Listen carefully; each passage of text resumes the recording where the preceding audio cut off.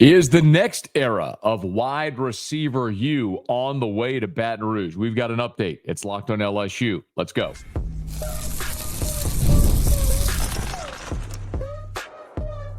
You are Locked on LSU, your daily podcast on the LSU Tigers.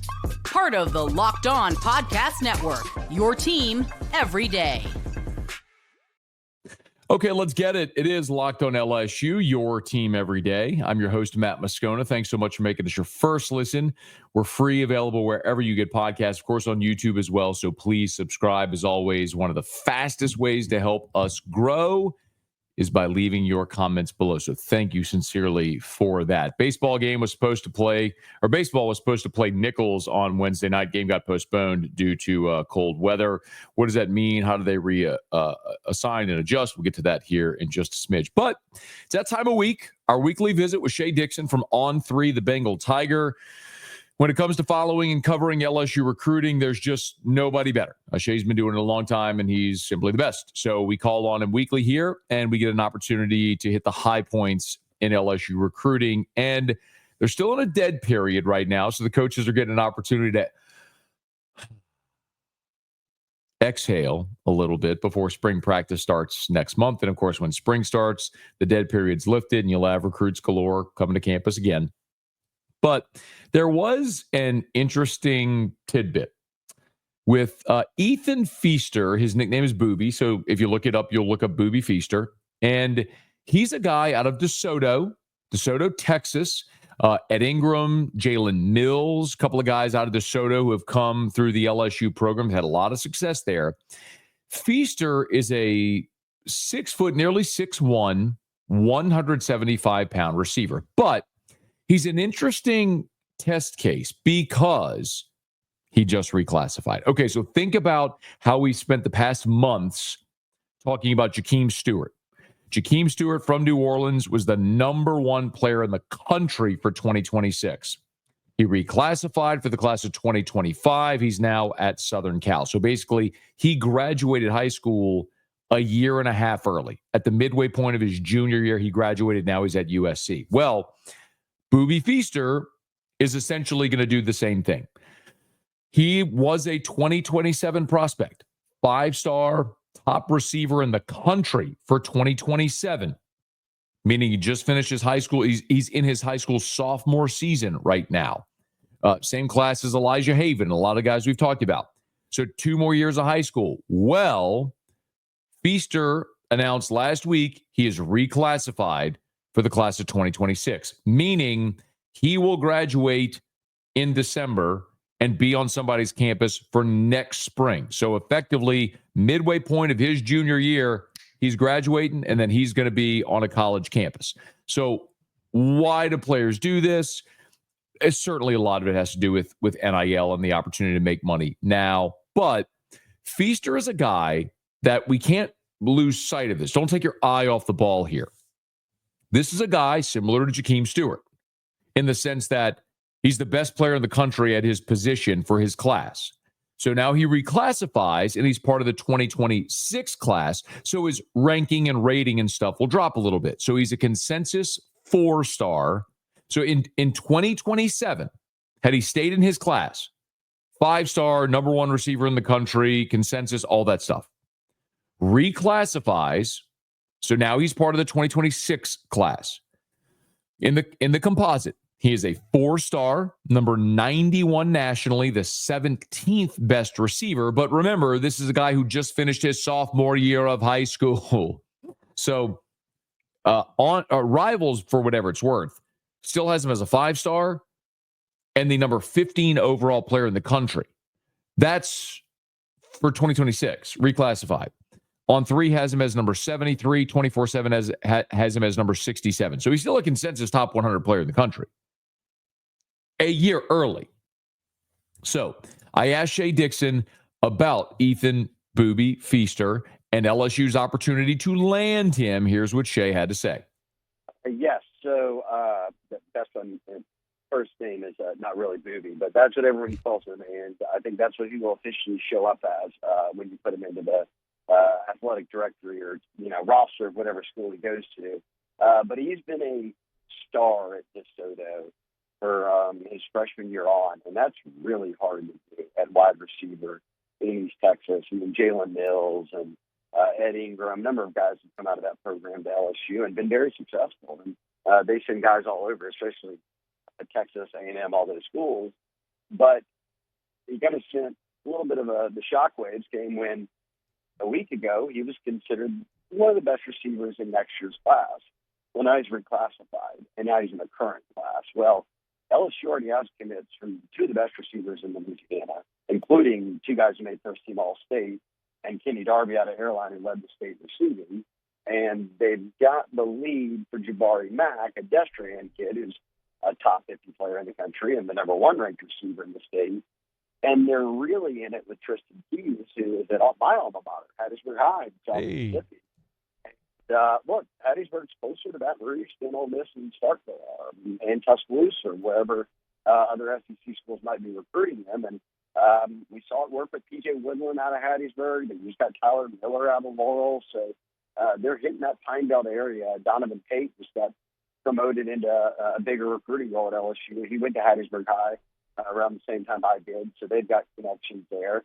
And now you toss in Boobie Feaster, who automatically, despite the fact that he's a year younger than all these guys, got ranked inside the top 10 receivers. This could be, we already talked about it on the show, but this could be a banner year and back to, whoa, how did LSU sign, Malik and Justin Jefferson and Jamar and Harris and all these kids? Like, I think that's what we're about to run into again here with this 2026 class, when that settles and you see them play and then they go on to the NFL. You're like, wow, all those dudes were in Louisiana at the same time. And Feaster's from Louisiana, moved over to Texas, I guess, gosh, it was a number of years ago, but he played in DeSoto, but he very much considers himself a Louisiana native. So LSU is in a very good spot there.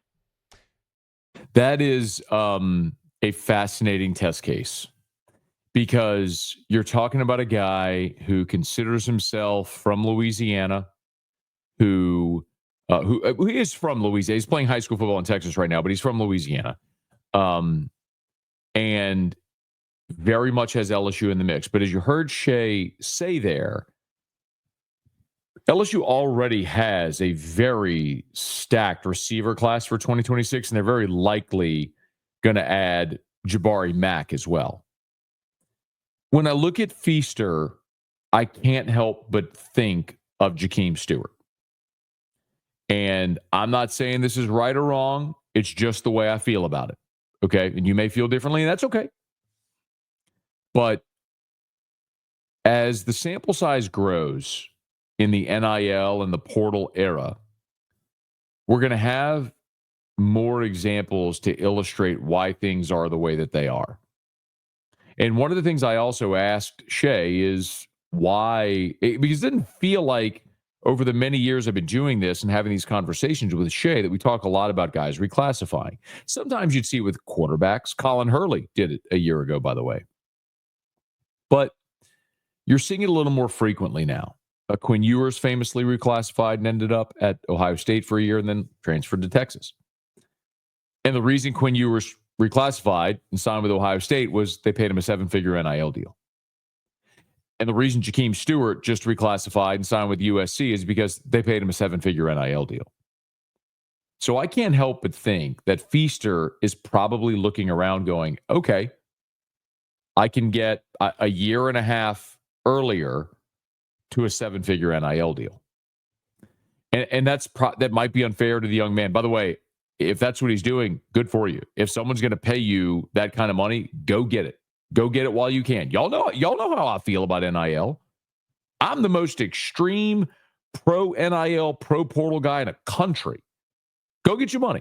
Transfer 4 times, transfer 5 times if you want. Get paid every stop. Go get it. Everybody else getting rich, kids should get rich too. Okay.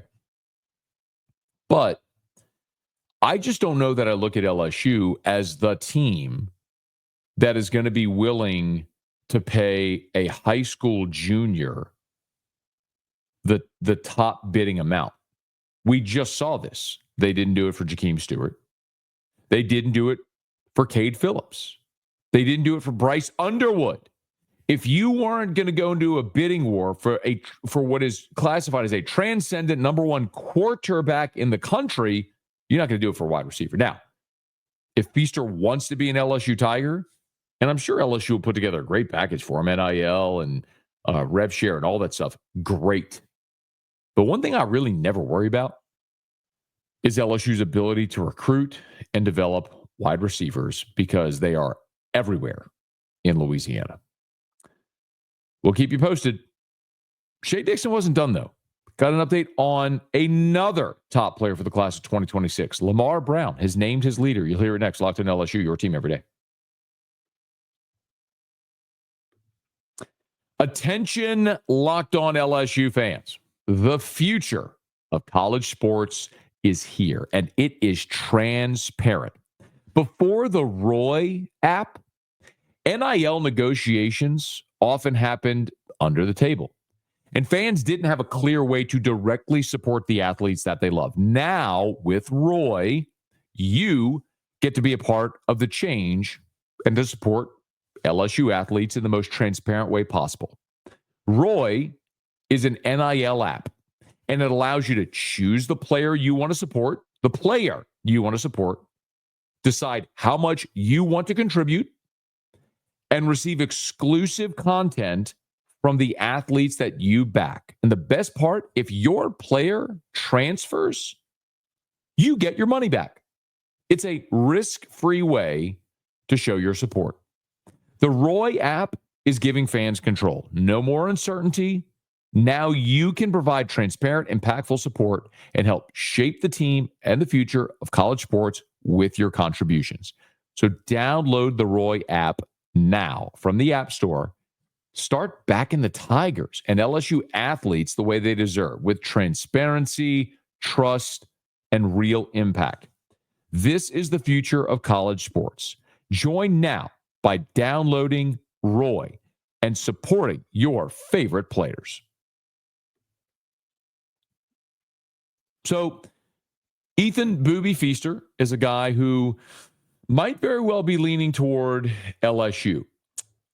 Another guy for the class of 2026 that we have talked a lot about, and it ain't going to slow anytime soon, is Lamar Brown. So Lamar Brown is the number one interior lineman in the country, and he's out of U High. Literally goes to high school on LSU's campus at the lab school. 6'3.5", 285. In the composite, he's the number 11 overall player, the number one interior offensive lineman, the number one player in Louisiana. On 3 ranks him 18th, 24/7 ranks him 11th, ESPN ranks him 5th, Rivals ranks him 21st. The lowest he is rated at any of the services is 21st overall. 2 of the services have him as the number 1 interior offensive lineman. 2 of the services have him as the number 2 interior offensive lineman. Again, in the composite, number 11 overall, number 1 in Louisiana, number 1 interior offensive lineman. This dude is a straight up freak show stud. Stud that everybody in America wants. Well, Lamar Brown spoke with Julie Boudouin from On3, the Bengal Tigers, colleague of Shay, the same website. And he did say LSU is in a slight lead right now over Texas A&M. So, can't sign until December. So we're still 10 months away from Lamar Brown making it official wherever he's going to play college football. But as of right now, the hometown Tigers have the advantage. And Shay built upon that thought. Yeah, and I'll add to it that Lamar is a guy at UI who also plays D-line. So, I mean, there is a route for him to play either in college, not both. I'm not trying to Travis Hunter, the guy here in the trenches, but and I don't think it's set in stone quite yet exactly. Okay, is he best served long-term at D-line or O-line? Now, as you noted, he is ranked as the top interior offensive lineman in America. He's a 5-star. Nothing to take that kind of away from him, no matter what he plays. Now, he's got some official visits scheduled. He said he wants to announce this summer, but he's been pretty outspoken recently about LSU and the impact they've made. And Brian Kelly went over with the staff in January when they could do in-person visits and sat with them for a while at U-High on LSU's campus. And I just feel like for a local kid, they've prioritized him for so long. Like a guy like Martinez. Lamar Brown's had an offer since, God, you'd remember as well as I would, middle school or something, I'm sure. I mean, it's been a long time that they've been after him, and kind of time flies. Here we are. He's about to be a senior, and he's having to make a decision before his senior year, or wanting to. So he went on record and said it. Hey, look, LSU's the team to beat. A&M has made a big impression on him, but I've always thought it was one of those two teams. I know he's got other teams in the mix. He's going to be at Miami. He's going to be at Florida State. But in reality, I think staying home or being within driving distance, like at a school like A&M, it's been after him for a while, would be the two realistic options at this stage. You know, it's interesting, Shay. When Keelan Moses had Lamar Brown in our studio on his podcast, I was here that day. Lamar came in with an Oregon shirt on. And I don't read too much into that. I think it was just cool swag that he got when he visited Oregon. Is that not a possibility? Maybe that Oregon or a team like that could jump into this race for Lamar Brown? I don't count anything out in the NIL era. Now, he said that kind of when talking about the teams beyond those four that he's going to take official visits to make official visits to, that he's hearing a lot from Bama, Georgia, Tennessee, Southern Cal. So Oregon wasn't kind of mentioned in that mix. So Oregon recruits pretty nationally. So not a shock that they're not going to be able to stay in it with every kid out there. So now maybe that isn't a big worry, nor is Ohio State kind of on the short list. So barring a big shift, I think it's LSU or A&M. And my pick's been on LSU for a while. And look, people think it's easy, but that's a risky pick. They've not had the greatest success out of U-High because sometimes kids just don't want to go to college where they've already been going to high school and they're in for 4 years or more. There is some truth to that. You probably know someone who left the state for college because they wanted to leave the state for college. As a matter of fact, I'm one of them. Spent most of my life in Baton Rouge. I loved LSU, but I wanted to leave. I wanted to go see something different. So I spent my first year in college in South Bend at Holy Cross. And I'm so glad forever that I did that I had that experience. Probably always would have wondered what if, but after 1 year, I was done. LSU is the best place for me. The journalism school was awesome. I loved being an LSU student. I loved walking the halls. It was awesome. Sometimes dudes just want to go. And I would highly recommend, if you didn't check it out, go listen to that conversation that Lamar Brown had with Keelan Moses on his podcast. It's the podcast is called The Key to It All with Keelan Moses, who's an LSU signee. He's now at LSU, but he was teammates with Lamar Brown at U-High. And he had Lamar Brown on for an episode, and they talked a lot about that, about taking their visits and going around. It was a fascinating conversation just through that lens and their perspective. But make no mistake, Lamar Brown is a linchpin in the class of 2026 for LSU. Number 1 interior offensive lineman in the country, number 11 overall player, and he's literally on your campus. Those are the kinds of guys you have to keep. You have to find a way. And that's one of those ones where even if he is interested in leaving, then NIL, revenue share, et cetera, are the pieces you have to put into place to make sure he doesn't leave. Those are the ones where you go all in, because you can't risk losing a guy like Lamar Brown to a team you play every year like Texas A&M. Listen, Jakeem Stewart leaving Louisiana and going to play for Southern Cal, okay, it stinks that you didn't get him, but you're never going to play against him ever. He's going to get a 7-figure NIL deal and live on the West Coast. LSU will recruit other defensive linemen. If Lamar Brown goes to Texas A&M, now he's playing against you every year, and that's a problem. That's the kind of guy you got to be all in to make sure he ends up in Baton Rouge in the class of 2026. Now, one guy we know is going to be in Baton Rouge for the class of 2026 is another top-tier offensive lineman, Bryson Martinez, who committed to LSU. We will let you hear from Shea Dixon, his reaction to that, as we wrap up Locked on LSU, your team every day.